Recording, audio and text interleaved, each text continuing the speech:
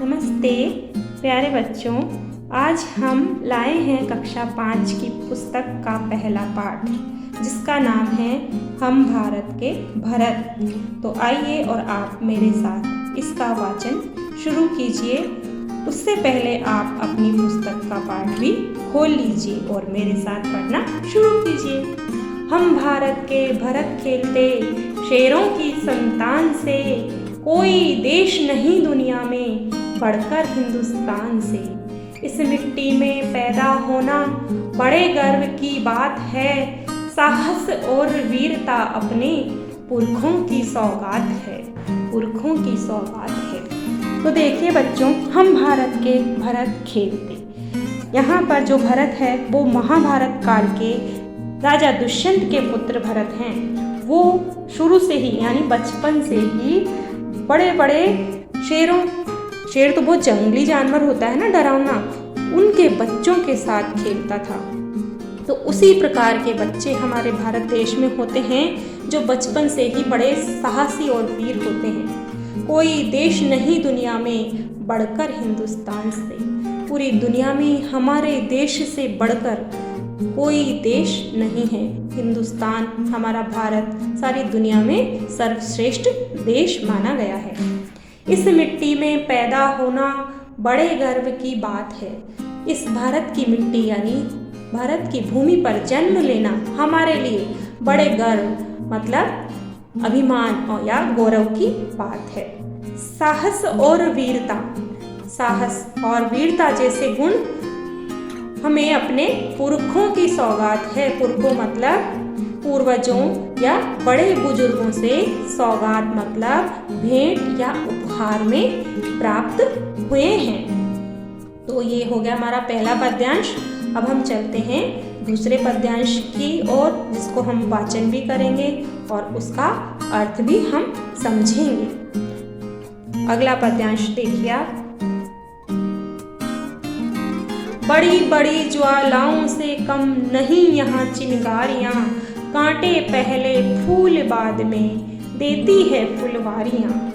कभी दहकते कभी महकते, जीते मरते शान से, कोई देश नहीं दुनिया में बढ़कर हिंदुस्तान से, बढ़कर हिंदुस्तान से। बड़ी बड़ी ज्वालाओं से कम नहीं यहाँ चिंगारियाँ। इसका मतलब है कि भारत में छोटे छोटे बच्चे भी बड़े बड़े वीरों की भांति बलशाली होते हैं। और यहाँ के बगीचों में कांटे पहले फूल बाद में देती है फुलवारियाँ। इसका मतलब है यहाँ के बगीचों में फूलों से पहले कांटे आ जाते हैं, अर्थात कठिन परिश्रम करके ही यहाँ पर सफलता प्राप्त की जाती है। तो इस तरह का हमारा देश है जहाँ पर हम कठिनताओं से जूझकर आगे बढ़ते जाते हैं। कभी दहकते कभी महकते, जीते मरते शान से। कभी हम अंगारों की तरह दहकते हैं तो कभी हम फूलों की तरह खुशबू बिखेरते हैं। महकते का मतलब खुशबू बिखेरना। और शान से जीते हैं और शान से ही मरते हैं। कोई देश नहीं दुनिया में बढ़कर हिंदुस्तान से। इस पूरी दुनिया में, पूरे संसार में हमारे देश हिंदुस्तान से बढ़कर कोई दूसरा देश नहीं है। तो ये हो गया हमारा दूसरा पद्यांश। अब हम चलते हैं हमारे तीसरे पद्यांश की ओर, जिसमें देखिए उसमें भी आपको मेरे साथ पढ़ना है और मेरे साथ ही उसका पद्यांश का अर्थ भी समझना है। कूद समर में आगे आए जब भी हम ललकारने, उंगली दांतों तले दबाई अचरज से संसार में। सदियों से बनते आए हैं हम पन्ने इतिहास के, त्याग और बलिदान हमारे व्रत है 12 मास के। जब भी निकला हीरा निकला यहाँ किसी भी खान से, कोई देश नहीं दुनिया में बढ़कर हिंदुस्तान से। कूद समर में आगे आए। बच्चों, भारतीयों की वीरता का बखान करते हुए कवि आगे कहते हैं कि जब भी हम ललकारते हुए समर अर्थात युद्ध में लड़ने के लिए आगे आते हैं तो हमारे पराक्रम का मतलब साहस, शौर्य को देखकर सारे संसार के लोग दांतों तले अंगुली दबाना, इसका मतलब होता है आश्चर्यचकित हो जाना। तो सारे संसार के लोग आश्चर्य में पड़ जाते हैं। सदियों, सदियों से मतलब है 100 वर्षों से भी अधिक का समय। तो सदियों से बनते आए हैं हम पन्ने इतिहास के, अर्थात 100 वर्षों से भी अधिक समय से हम इतिहास के पन्नों में हमारा नाम अंकित करते हुए आए हैं, इतिहास के पन्नों में हमारा नाम लिखवाते हुए आए हैं। त्याग और बलिदान हमारे व्रत है 12 मास के। त्याग और बलिदान जैसे व्रतों का हम 12 मास संकल्प रखते हैं। जब भी निकला सूरज निकला, हीरा निकला यहाँ किसी भी खान से, कोई देश नहीं दुनिया में बढ़कर हिंदुस्तान से। इस भारत भूमि की खानों में सदैव ही हीरा, हीरा मतलब बहुमूल्य रत्नों के समान बड़े बड़े महापुरुषों ने जन्म लिया है और आज़ादी की लड़ाई में उन्होंने अपना पूरा योगदान दिया है। सारी दुनिया में इससे बढ़कर कोई देश नहीं है। तो ये था हमारा तीसरा पद्यांश, जिसको हमने पढ़ा और उसका अर्थ समझा। मैं बाद में भी आपको कुछ कठिन शब्दों के शब्दार्थ बताऊंगी, तो यहाँ भी मैंने बताया है, उनको आप वहाँ भी समझ सकते हैं और साथ में भी समझ सकते हैं। अब हम चलते हैं हमारे चौथे पद्यांश यानी कविता के अंतिम पद्यांश की ओर, जिसको हम इसी तरह से पढ़ेंगे और समझेंगे। यह धरती जो माँ है अपनी, हमें जान से प्यारी है। हर बालक के जिम्मे इसकी चौकस पहरेदारी है। बोलो मेहनत खूब करेंगे, कठिन परीक्षा आई है। माँ का दूध पिया जो है, सौगंध उसी की खाई है। इसी उम्र में परिचय पालें हम श्रम से बलिदान से, कोई देश नहीं दुनिया में बढ़कर हिंदुस्तान से। प्यारे बच्चों, कविता की इन पंक्तियों में कहा गया है कि यह भारत की भूमि जो हमारी मातृभूमि है, वह हमें हमारे प्राणों से भी अधिक प्रिय है। हमें जान से प्यारी है, इसका मतलब हमें प्राणों से अधिक प्रिय है। हर बालक के जिम्मे इसकी चौकस पहरेदारी है। इसका मतलब है कि प्रत्येक बच्चे के ऊपर इसकी चौकस पहरेदारी यानी इसकी रखवाली की, इसकी रक्षा की जिम्मेदारी है। बोलो मेहनत खूब करेंगे, कठिन परीक्षा आई है। बच्चों, हम संकल्प लेंगे कि खूब मेहनत यानी परिश्रम करेंगे और देश की रक्षा की कठिन परीक्षा में हम अवश्य सफल होंगे। माँ का दूध पिया है जो है, सौगंध उसी की खाई है। और जिस माँ का हमने दूध पिया है उसी की सौगंध खाकर कहें कि देश की रक्षा के लिए हम हमेशा तैयार रहेंगे। इसी उम्र में परिचय पालें हम श्रम से बलिदान से। हमारी जो ये छोटी सी उम्र है, इसी में हमें पता लग जाना चाहिए कि श्रम और बलिदान का हमारे जीवन में कितना महत्व है। परिचय पालें का मतलब है जान लें, समझ लें। कोई देश नहीं दुनिया में बढ़कर हिंदुस्तान से। हमारे देश के जैसा कोई देश पूरी दुनिया में नहीं है और इससे बढ़कर भी नहीं है। तो हमारा हिंदुस्तान सर्वश्रेष्ठ है।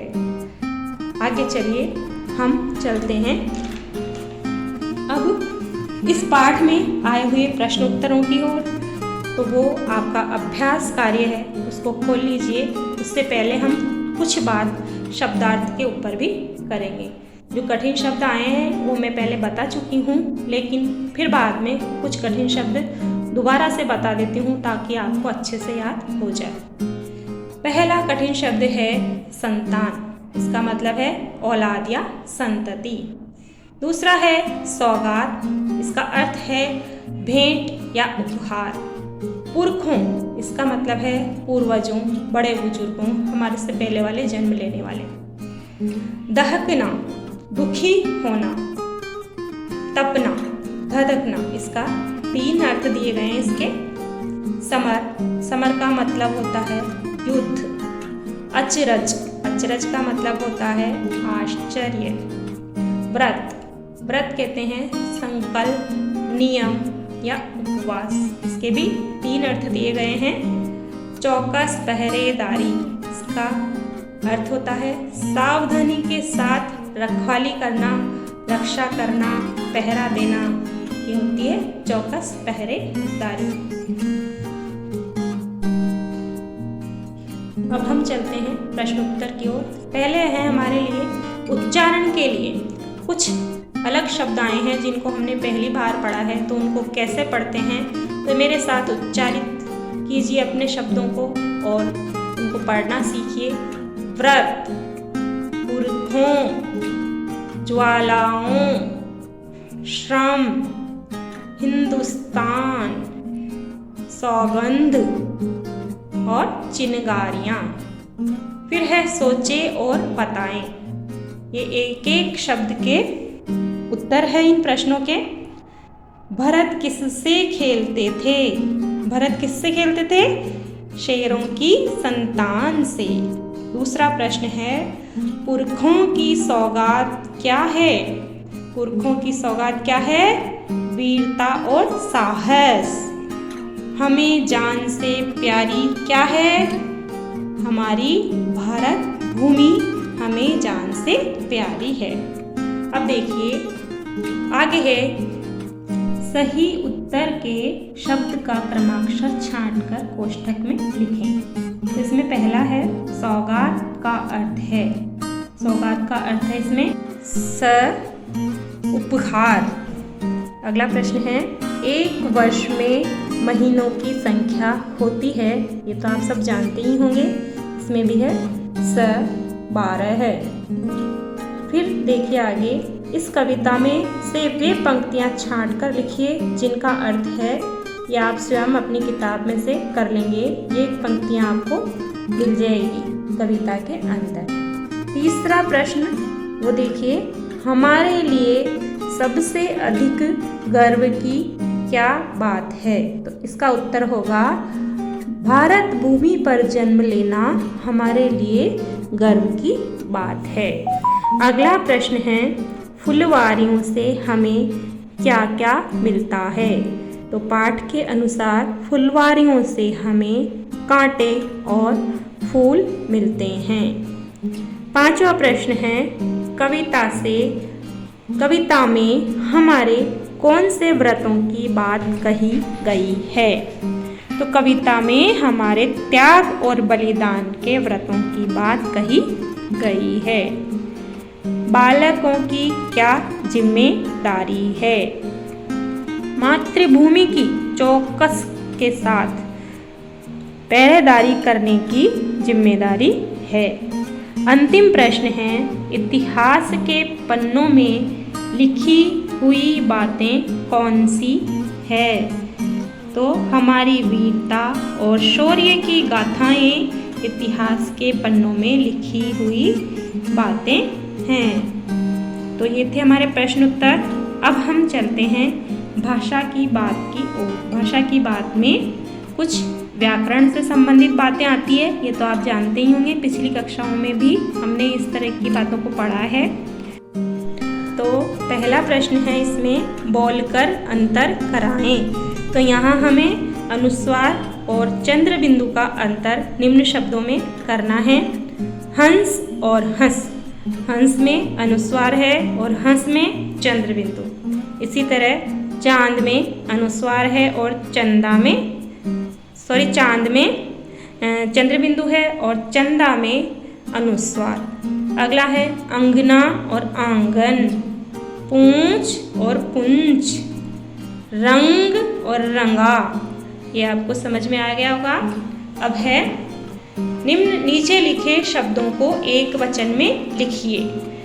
तो बहुवचन यहाँ पर दे रखे हैं और एक शब्द बनाकर भी दे रखा है। तो बाकी के शब्द हमें बनाने हैं बहुवचन से एक वचन में।